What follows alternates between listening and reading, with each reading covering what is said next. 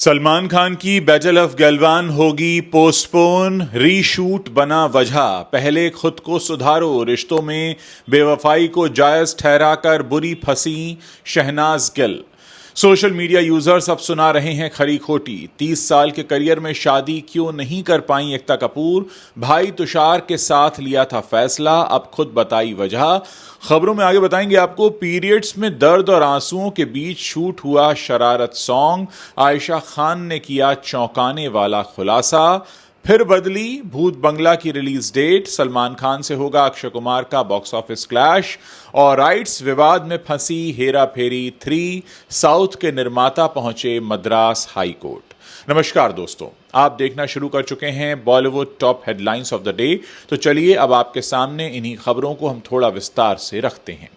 सलमान खान की film battle of Galwan इस समय चर्चा में बनी हुई है। फिल्म को लेकर काफी बज़ बना हुआ है। सलमान ने इस फिल्म के लिए कड़ी मेहनत भी की है, लेकिन अब खबरें ये आ रही हैं कि यह फिल्म पोस्टपोन हो सकती है। अभी तक यह फिल्म 17 अप्रैल 2026 को रिलीज होनी थी, लेकिन रीशूट की वजह से फिल्म के पोस्टपोन होने के चांसेस बन रहे हैं। दरअसल बॉलीवुड हंगामा ने सोर्सेस के हवाले से दावा किया है कि बैटल ऑफ गलवान 17 अप्रैल को रिलीज होने वाली थी, लेकिन शूट अभी तक पूरा नहीं हुआ है। रीशूट उम्मीद से ज्यादा समय ले रहा है। मंडे यानी 9 फरवरी से एक हफ्ते का एक और शेड्यूल होना है। इसके बाद डायरेक्टर अपूर्व लखिया रीशूट वाले पोर्शन की एडिटिंग भी शुरू करेंगे। इतना ही नहीं, रूल्स के मुताबिक battle of Galwan ministry of defence को भी दिखाई जाएगी और इस पूरे प्रोसेस में समय लग सकता है। इन दो वजहों से मेकर्स को लग रहा है कि वो 17 अप्रैल की डेडलाइन मीट नहीं कर पाएंगे। सलमान खान क्लियर है कि इस तरह की स्पेशल देशभक्ति से भरी फिल्म को अच्छे से ट्रीट किया जाए। उन्होंने टीम से कहा है कि इसमें जल्दबाजी ना करें, अपना पूरा समय लें और इंश्योर करें कि फाइनल प्रोडक्ट अपीलिंग और सिनेमैटिक हो। इसी कारण से सलमान खान और अपूर्व लाखिया फिल्म को पोस्टपोन करने के बारे में सोच रहे हैं। हालांकि कुछ दिनों में यह स्थिति ज्यादा साफ हो पाएगी। अब आगे बढ़ते हैं और बात करते हैं सलमान खान के ही शो से पॉपुलर होने वाली शहनाज गिल की। शहनाज गिल का एक इंटरव्यू उस समय सोशल मीडिया पर खूब वायरल हो रहा है, जिसकी वजह से वो एक बार फिर से सुर्खियों में आ गई हैं। इतना ही नहीं, शहनाज के इंटरव्यू की वजह से सोशल मीडिया पर एक बहस भी छिड़ गई है। कई यूजर्स शहनाज के कमेंट को लेकर उन्हें ट्रोल भी कर रहे हैं। लोगों का कहना है कि उन्होंने रिश्ते में बेवफाई को जायज ठहराया है और उसे रोमांटिक रूप दिया जा रहा है।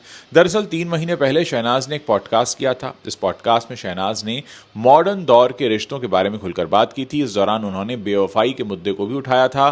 शहनाज गिल ने कहा था, करने दो, लड़का जो करता है, अगर वो बाहर भी जाना चाहता है। आजकल ज्यादा रिश्तों में बाहर गर्लफ्रेंड होती है। आजकल हम अक्सर सुनते हैं कि रिश्ते इसीलिए खत्म हो जाते हैं क्योंकि बाहर एक गर्लफ्रेंड है। ठीक है, उसे गर्लफ्रेंड रखने दो, कब तक रखेगा। शहनाज की इस बात को लोग पसंद नहीं कर रहे हैं और उन्हें काफी ट्रोल किया जा रहा है। एक यूजर ने लिखा, ध्यान रहे ये वही महिला हैं जिन्होंने कहा था कि महिलाओं का धूम्रपान तलाक का कारण है और अब बेवफाई को जायज ठहरा रही हैं। कुछ महिलाओं में इतनी गहरी भावना समाई हुई है कि वो पुरुषों से भी ज्यादा दयनीय हो जाती हैं और यही सबसे बुरी बात है। वहीं दूसरे यूजर ने लिखा, 2026 में भी महिलाएं बेवफाई को जायज ठहरा रही हैं और उसे रोमांटिक बना रही हैं। शहनाज गिल, पहले खुद को सुधारो। तो कुल मिलाकर उनका यह कहना, जो उन्होंने 3 महीने पहले एक पॉडकास्ट में कहा था, अब उनकी मुसीबत की वजह बन गया है। जितेंद्र के परिवार में एक दिलचस्प समानता है। उनके दोनों बच्चे, प्रोड्यूसर एकता कपूर और एक्टर तुषार कपूर, आज भी कुंवारे हैं। एकता 50 की हो चुकी हैं, जबकि तुषार 49 साल के हैं।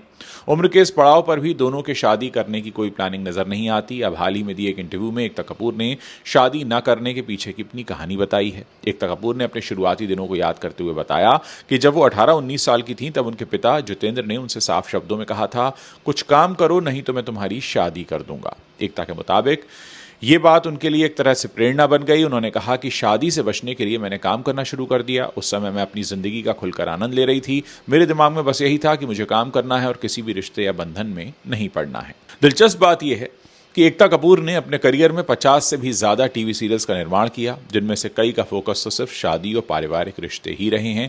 इस पर वो हल्के अंदाज में कहती हैं कि भले ही उन्होंने पर्दे पर सैकड़ों शादियां करवाई हों, लेकिन निजी जीवन में उन्होंने खुद इस रास्ते पर न जाने का फैसला किया। सिर्फ एकता ही नहीं, उनके भाई तुषार कपूर ने भी अब तक शादी नहीं की है। तुषार ने फिल्मों में एक्टिंग के साथ साथ डिजिटल और प्रोडक्शन में भी काम किया है।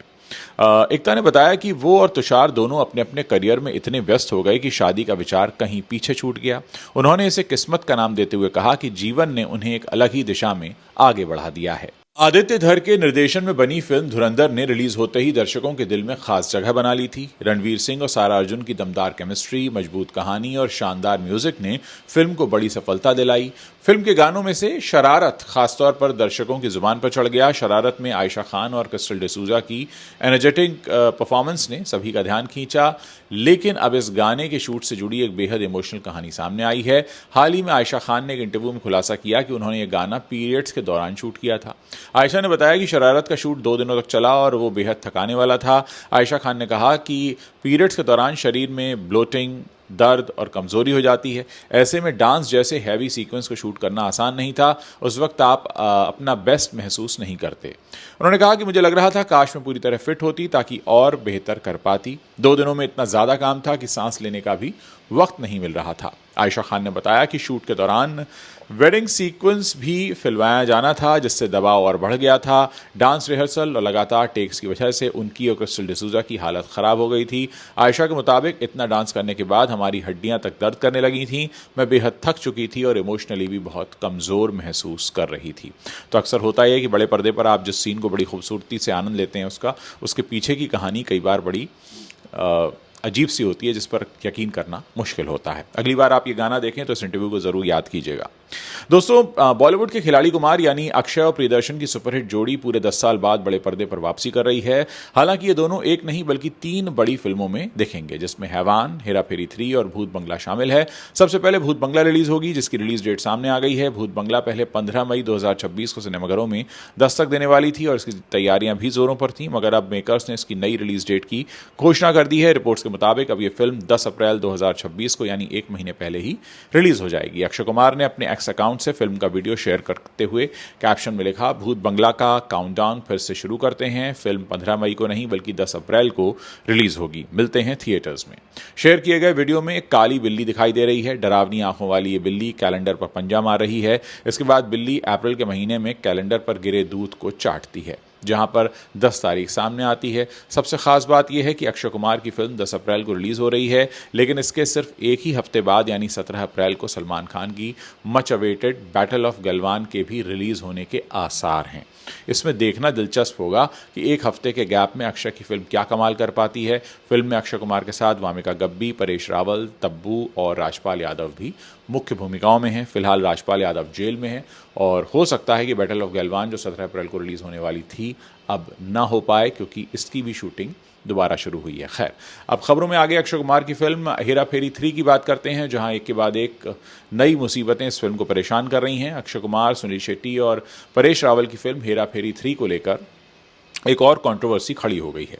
बार एंड बेंच की रिपोर्ट्स के मुताबिक 7 आर्ट्स इंटरनेशनल लिमिटेड ने मद्रास हाई कोर्ट में एक याचिका दायर की थी, जिसमें कहा गया कि फिरोज नाडियाडवाला के पास साल 1989 में आई मलयालम फिल्म रामजी राव स्पीकिंग के सिर्फ एक हिंदी रीमेक बनाने का उनके पास अधिकार था, जिसका इस्तेमाल उन्होंने साल 2000 में हेरा फेरी बनाकर कर लिया था। हालांकि नाडियाडवाला ने साल 2006 में इसका सीक्वल फिर हेरा फेरी बनाया और अब फ्रेंचाइजी की तीसरी फिल्म के राइट्स अक्षय कुमार के प्रोडक्शन हाउस को बेच दिए गए हैं। 7 आर्ट्स का तो कहना है कि फिरोज के पास तो सिर्फ एक ही रीमेक बनाने का अधिकार था। साल 2022 में 7 आर्ट्स ने रामजी राव स्पीकिंग ये जो फिल्म है, इसके मूल निर्माता आदित्य फिल्म से हेरा फेरी फ्रेंचाइजी के सभी राइट्स खरीद लिए थे।